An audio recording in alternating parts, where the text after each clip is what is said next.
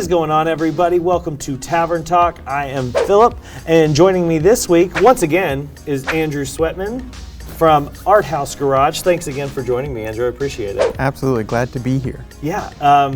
Very, very cool to be back in theaters. I can't say how excited I am, not just to be back in theaters because we've seen a few movies so far, but like it feels like this is the first weekend. We have two major releases coming out. Check out our Cruella review if you're seeing the other one. But in this review, we're talking about A Quiet Place 2, which is, I would say, the much kind of anticipated, especially since we've kind of been waiting a year for it now.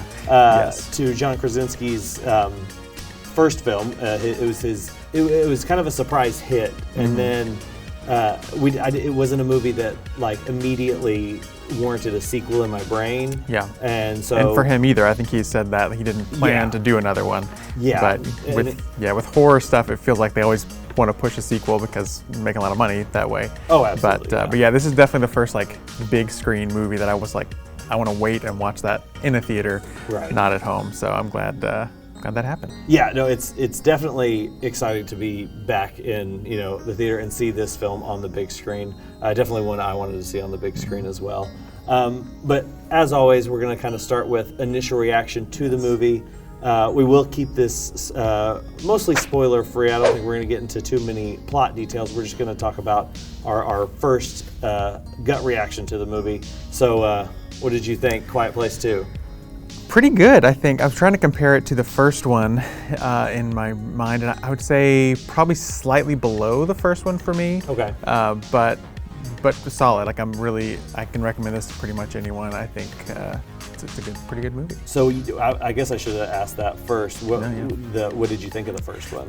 It's funny. I enjoyed the experience of watching it, but then over the years, like, I didn't watch it again until this week. But it kind of like faded in my memory, and I kind of thought. I think it was because I liked it but didn't love it, and I heard so many people loving it that I was kind of like, it's not that good. And so over the years, I don't really care that much about A Quiet Place, but I rewatched it this week, better than expected. I was being a little too snobby about it or something. No, you can't be snobby. I know, right? Well, that's my podcast is the Snob Free Film Podcast. The reason for that is because I have this natural snobbiness that I have to always be fighting against. overcome the snobbiness for Krasinski. But yeah, I liked the first one better the second time watching it, and then I really enjoyed this one as well. What about you? No, I was in that I love this camp the first time around. Like I saw it opening weekend, and there was already a little bit of hype around it. Like, oh, this is kind of out of left field. Like Krasinski hadn't done a horror film prior. It was largely a silent film in a lot of regards, and so it was like, oh, this is something fresh, and it's one of those like we were just talking about being back in the theater. It's a theater experience. I remember. Yeah, absolutely. Because it is such a great movie to see with the crowd. Intense, because you're all kind of in those situations of suspense together, and so I largely remember the theater experience of it, and I just loved it. I think I put it in my top 10 that year, honestly. Nice. I loved it, and then going beyond that though, but I loved a lot of the themes and kind of what it was talking about, and we'll get into a little bit more of that later and how it carries over to this sequel. But yeah, so general reaction is it's right there pretty with positive, it. Yeah. But let's talk about some. I guess we'll go with highlights first, and then we'll kind of get like into highlight moments from the film, or just what things we liked what you in general. enjoyed about it. Yeah, I do think so in the trailer for this, it shows. So I kind of knew this was coming like day one of when this happened. Right. And I like that it went there. In the first one, it was so isolated. There were very few characters, really just the family. But in this, there's a few sequences where we have like crowds of people being attacked, which is just a different vibe, very thrilling in a different way, I think. It reminded me of The Host from Bong Joon-ho. One of my favorite monster movies. It had shades of that. So I thought that was good.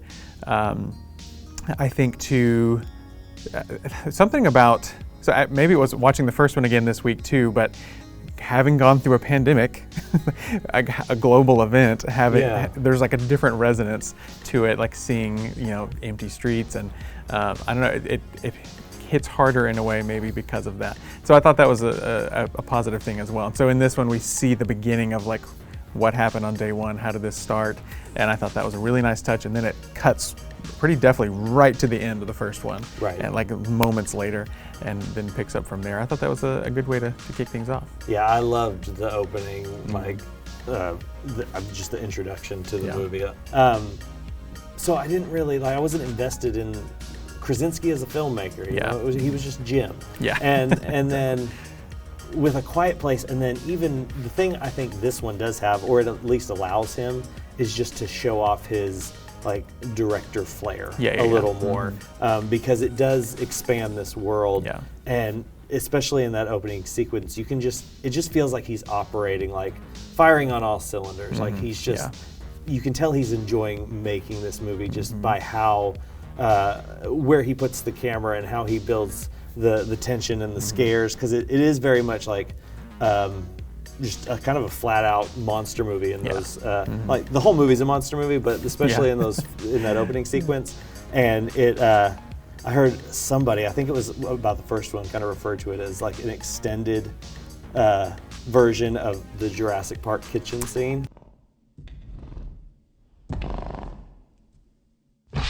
I was going to mention that later, because there's almost like an homage to it in this. There is, and also the Jurassic Park scene in the car very much reminded me of Jurassic Park as well. Yeah. But anyway. Yeah. No, I was just going to say, him being just able to kind of expand on what he did in the first one, even more. But it doesn't. What I did like about this is that it did expand the world, but it didn't necessarily over-explain anything. We're still very much... Yeah, I was nervous about that too, because sometimes you get so much backstory that it's okay, you killed what was fun about this, but I think it gives us just enough in that they're at a t-ball game and seeing the whole town and kind of get the small town vibe, and then that's interrupted. But yeah, I think this movie successfully ups the ante, and that's part of his, you can tell in his directorial skills have come a little ways to be able to do that, I think. So, yeah, absolutely. Good direction, I would say. And what did you think about, I was kind of surprised here. I expected Emily Blunt to largely be the lead character in this sequel, but they kind of shift it to the daughter, Millicent Simmonds. Yeah. And I was surprised by that, but it automatically, as soon as I could tell, or as soon as I figured out what they were doing, I was like, yes, this is the right move. This is the right choice. Yeah, I agree with that. It's almost a passing of the torch kind of a feeling, and she kind of steps up as a leader in a lot of ways, and I think that worked really well. Yeah, she might have more screen time than Emily Blunt does. Yeah. Of course, Emily Blunt's the big name, so she's going to be first on the billing and everything. but yeah, there's a lot of her and a lot of Cillian Murphy, who... well, first of all, I think Millicent does a really good job in this. I think she's a really good actor. Yes. And agreed. Even she was good in the first one. I think she's even better in this one. So yes, that. But what did you think of Cillian Murphy? Always love a good Cillian Murphy performance. Totally agree. And he just fits right into this world. He really does. Something about it, just dirty men running around shushing people. That's what you have to do for these movies. And I think he does a good job. I feel like I'm so used to seeing him play total weirdos in a good way, but he's kind of a normal guy in this. It's kind of nice to in the opening scene before the chaos starts, we see him and I almost said Jim Halpert. Him and John Krasinski's characters are just dad buddies, and they're kind of making jokes at the baseball game. I want to see a prequel movie before anything happens of just those guys hanging out. That's funny you say that, because I was, the opening sequence is maybe 10 minutes. Yeah. But I was like, I this want to stay in that world. I'm enjoying this. Cillian Murphy is just a fun dad. Yeah. You don't see that. That's great. No, it's. I haven't seen Peaky Blinders, but I hear that's a pretty rough go. Yeah, no, he was really good in this, and what I was worried they were going to do is kind of make him the substitute for John Krasinski. I'm dad now. Yeah, right. Just walking in. And it automatically addresses that, and then moves on to the daughter. Yeah. And also, when you said passing the torch, that's kind of a good segue into the themes of this movie. Yeah. Because I think why the first one impacted me so much was because I didn't expect it to be about the fear you take on when you become a parent. Yes. I wasn't a parent. I was, but just barely when I saw it the first time. So go ahead. Yeah, but no, I think that's same. A lot of what happened the second time. I mean, it was the first one, I guess it would have been, 2018, 18? So yeah, I had a 4-year-old or 3, almost 4, and when the first one came out, and the thing that struck me was that it was just like, this is in a very extreme way. Like, they figured out a really cool genre way to talk about how, everyone talks about how it's going to change your life and, for better, everything's going to be great, but it's also going to be tough at certain times, when they're a baby and they're crying all night, or teenage years, there's going to be rough patches, but it's going to change your life for the better. What they don't tell you is, like, every day you're going to be scared. Well, it's just like you're going to be scared, like whether it's as a toddler they're going to fall and hit their heads, or when they get their driver's license and they're going to go drive for the first time without you next to them to make sure they're okay. Like, it's a constant fear. And your job is to protect them. And that first movie just kind of carried through this idea of, like, that is your priority in life now, is to take care of them no matter what, what is coming, even if it happens to be aliens who have really good hearing. And I completely agree, and I think, so the first time I watched the first film, I think I was caught up in the gimmick of it and maybe didn't tap into that as much. But watching it this week, there's a line in it. It's just like the things we do as parents. It kind of gets at some of those. There's a line where the kid is afraid, the son is afraid to go to the river with his dad, and his dad says, "There's nothing to be afraid of," which we say to our kids all the time. But the son goes, "Of course there is," and like he calls him on, like, "Yeah, of course there is." So it just, I think it in that way he has to respect his son's feelings and like, "Oh yeah, you're right. Yeah, you're right." But tapping into those fears of a parent. And this one has some of that too. I mean, there's a baby. Yes. The vulnerable baby is like really tough in several moments, not just as a parent, just as like a thematic tension builder. But I think, what do you think thematically compared to the first one? This one that's what I was going to say, is that I kind of went in, because that hit me so hard about the first one, I went into this one wondering how it was going to either extend that theme or add a layer to it, or what it was going to do. And I was kind of unsure of what it was trying to say the entire time. And then, but by the time we get to the final act and we see how things are going to kind of resolve themselves in like the faintest resemblance of the word resolve. We can talk about that. But what I wrote down was, like, the first one forces people to confront their like the ultimate role in taking on the mantle of like being a parent, and then what this one does is like fulfilling what their dad invested in them, and like, you know what I mean? I'm trying to word it without like giving away too much or like saying too much, but it really did, like, the first one showed him and his development in that, and him coming to terms with that, and this one showed kind of the payoff. Yeah, I think in a way, I do think that is the thing that I like a little less about this one. I think that's not as strong. Because the first one, has the levels of grief and all the different parenting stuff, and that's just, I found it really compelling. And this one, I think, in a big sense, felt just a little more like generic. And that has to do something with the bigness. Like, I think the first one is so small and intimate that it felt so unique, and then had those strong themes. And this one, themes were a little less strong for me, and then I mean, there's some great action set pieces in this, like really, really well done, but it just felt like again, I don't think it betrays the first one. It's just a different movie. It feels like more of a blockbuster in a way, which I guess is the natural progression.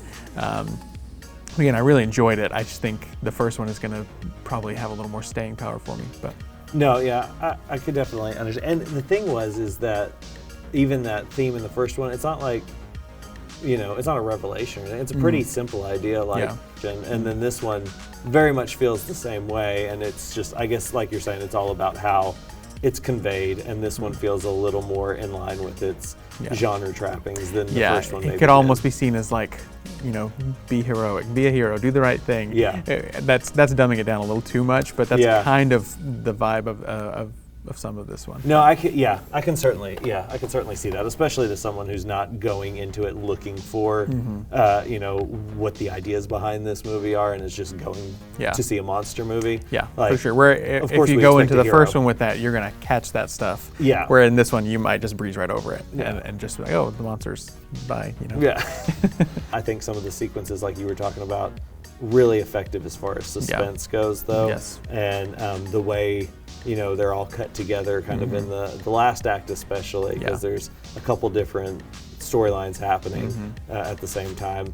I thought that was all really well done. Again, just the craft level is way up there. I agree. And I did start to kind of wonder about certain motivations and things. Yes. As far as I was going to say that too. Okay, yeah. Yeah. In the first one, I didn't have any moments like the cliche horror thing of like, why are you making this bad decision? Just yelling at the screen. But I definitely had that in this one. Yeah. Whereas, I didn't in the first one. So that maybe adds to the generic feeling a little bit more too.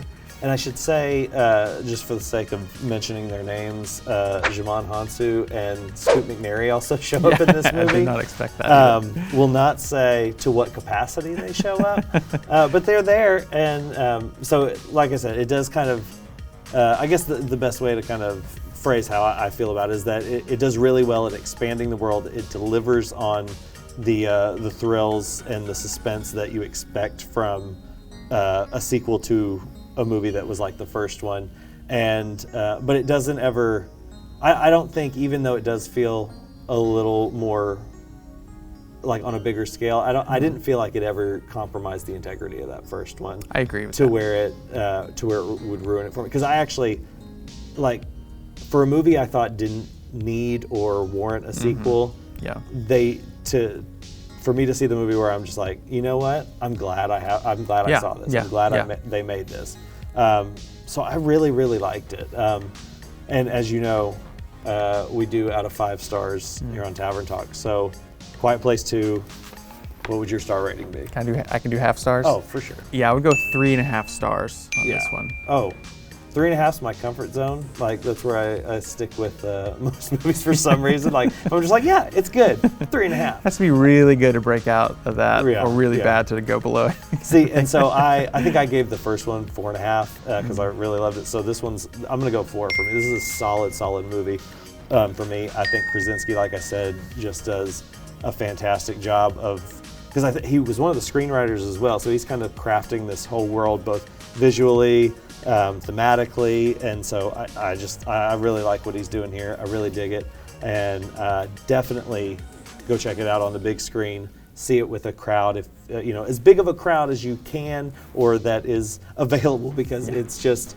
like I said, it's one of those theater experiences that is just really fun when you have other people kind of holding their breath around you and everything. And if you do have the option to see it at a theater, obviously we want to thank the Movie Tavern for letting us shoot in here, so definitely seek out Movie Tavern if you have one near you. Other than that, thank you, Andrew, again for joining me. Always a pleasure. Always a pleasure. And do all the YouTube stuff. Hit that subscribe button, hit the bell so you get notifications every time we upload a new review. We try to do that at least once a week, get a new review of the biggest release of the week. So thank you for doing that. Thank you for checking us out and listening. And we'll see you next time. Peace.